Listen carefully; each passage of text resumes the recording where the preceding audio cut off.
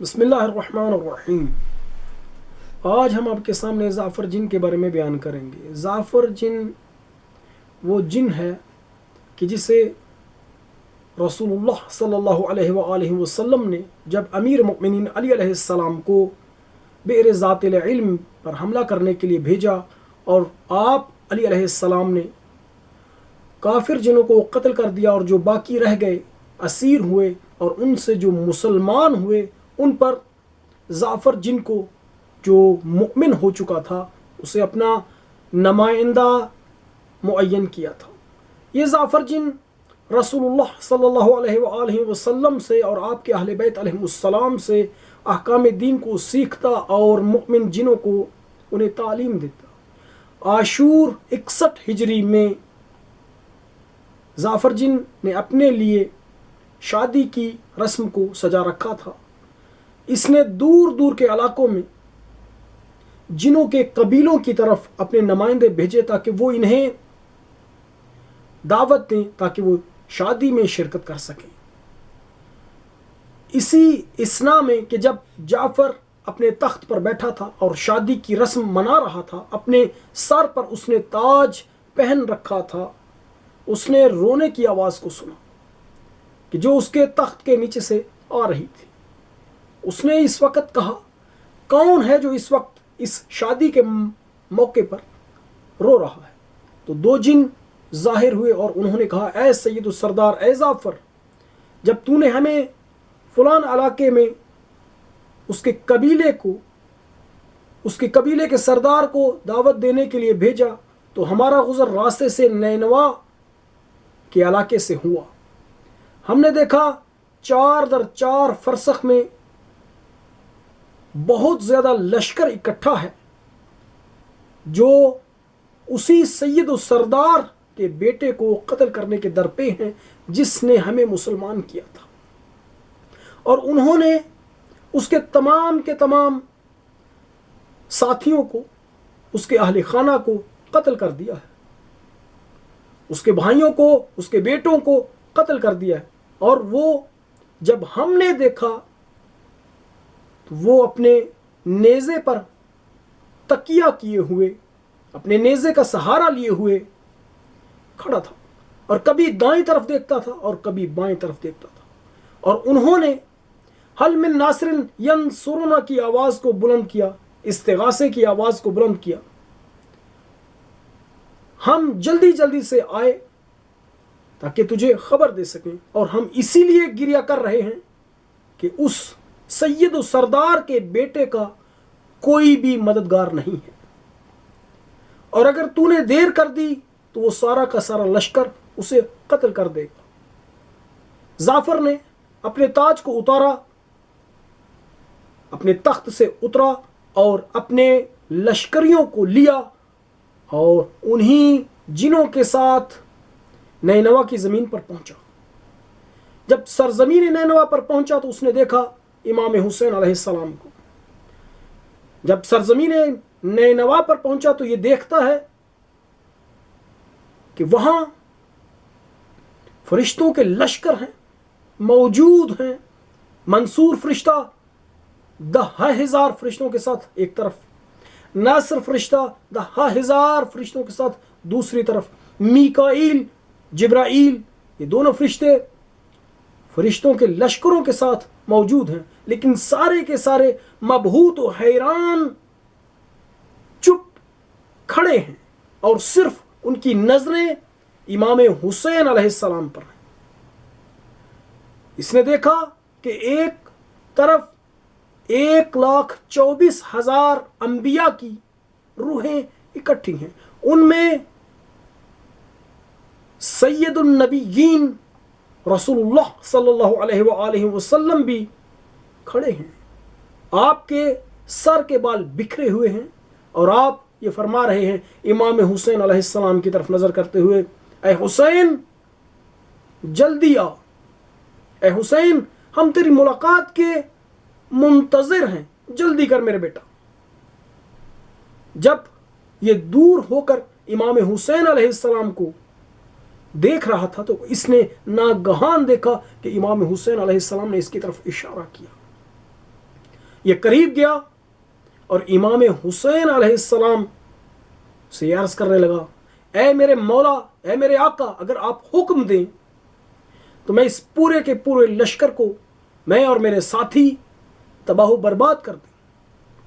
تو امام حسین علیہ السلام نے اس سے یہ فرمایا، اے جعفر، اللہ نے ہم اہل بیت پیغمبر کو تم لوگوں سے زیادہ قدرت عطا کی ہے۔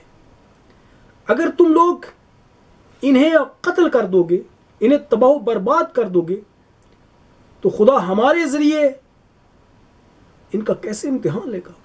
اگر میں زندہ بچ گیا اور زندہ رہ گیا تو ان سے کیسے پتہ چلے گا ان کی بد نیتوں کا، ان کے دل کی قدورتوں کا، ان کے برے کرداروں کا کیسے پتہ چلے گا؟ اب اس نے اجازت طلب کی، لیکن امام حسین علیہ السلام نے انہیں اجازت نہ دی اور یہ واپس لوٹ آیا۔ جب واپس لوٹ آیا تو اس نے اپنی شادی کے آلات اور جو چیزیں اس نے شادی کے لیے مہیا کی تھیں ان کو اکٹھا کیا اور اس کی جگہ پر عزا کی محفل سجانا شروع کر دی، عزا کا اہتمام کرنا شروع کر دیا۔ اس کی ماں نے جب دیکھا تو یہ اپنے بیٹے سے کہنے لگی، بیٹا کیا ہوا؟ ابھی تو تھوڑی دیر پہلے شادی کر رہا تھا اور ابھی تو نے عزاداری میں ان حالات کو تبدیل کر دیا۔ بیٹا کیا ہوا؟ جعفر نے اپنی ماں کو پورا کا پورا قصہ بیان کیا اور کہنے لگا، ماں، وہی سید و سردار جس نے ہمیں مسلمان کیا تھا، آج اس کا بیٹا کربلا کی زمین میں موجود ہے، تک و تنہا دشمنوں کے نرغے میں، وہ سب مل کر اسے قتل کرنا چاہتے ہیں۔ میں اس کے پاس گیا تھا، اس سے اجازت چاہی، لیکن اس نے مجھے اجازت نہیں دی۔ تو اس کی ماں نے کہا، بیٹا میں تجھے آنکھ کر دوں گی، مجھے لے کر چل، میں خود اس سید و سردار سے اجازت طلب کروں گی تاکہ اس کے دشمنوں کو نیست و نابود کر دے۔ اب جعفر جن کہتا ہے کہ میری ماں آگے، میں اس کے پیچھے اور میرا لشکر میرے پیچھے۔ جب ہم نینوا کی سرزمین پر پہنچے تو میں نے کافروں کے منہ سے یہ سنا، تکبیر کی آواز سنی، اللہ اکبر۔ جب اللہ اکبر کی آواز سنی اور ہم نے ایک طرف دیکھا کہ ایک سر، جو سر حسین ابن علی کا ہے، اسے نیزے پہ بلند کر دیا گیا ہے۔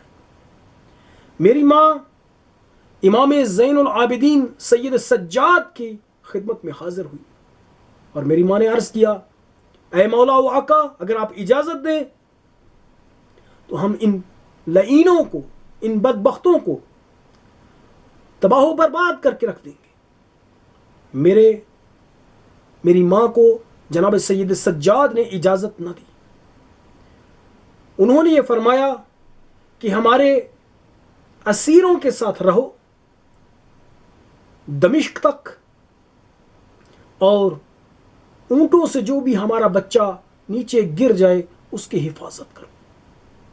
جب ہم دمشق پہنچے تو سید سجاد نے ہمیں رخصت دے دی کہ اب تم جا سکتے ہو، تمہیں اجازت ہے۔ میں نے خود آغا بہجت سے سنا ہے، وہ کہتے ہیں کہ انہوں نے ایک بوڑھے کو اپنی کانوں سے، خود آغا بہجت نے یہ سنا، وہ کہتے ہیں کہ میں نے ایک زمانے میں ایک بوڑھے کو دیکھا، وہ کہہ رہا ہے کہ میں سونے کے لیے گیا تو رونے کی آواز آ رہی تھی۔ کسی جن نے بتایا کہ آج جعفر جن مر گیا۔ جب اس بوڑھے نے جن سے پوچھا تو اس نے بتایا، ہم میں صرف دو ہی گروہ ہوتے ہیں، ایک شیعہ ہیں اور ایک کافر ہیں۔ ہم میں تیسرا کوئی گروہ نہیں ہے، ہم میں صرف اور صرف دو گروہ ہوتے ہیں، یا کافر ہیں یا شیعہ ہیں۔ اس کی وجہ کیا ہے؟ اس کی وجہ یہ ہے کہ ہماری عمر چھوٹی نہیں ہوتی، 2 4 10 یا 100 سال نہیں ہوتی۔ ہم میں ابھی بھی وہ بوڑھے جن موجود ہیں جنہوں نے غدیر خم میں رسول اللہ صلی اللہ علیہ وآلہ وسلم کو اپنی آنکھوں سے دیکھا تھا کہ وہ علی امیر المؤمنین کا ہاتھ بلند کر کے آپ نے فرمایا تھا من کنت مولا فہذا علی مولا، کہ جس کا میں مولا ہوں اس کا علی مولا ہے۔ لہذا ہم میں صرف و صرف جنوں کے دو گروہ ہیں، یا کافر ہیں یا شیعہ ہیں۔ وصلی اللہ علی سیدنا محمد وآلہ الطیبین الطاہرین۔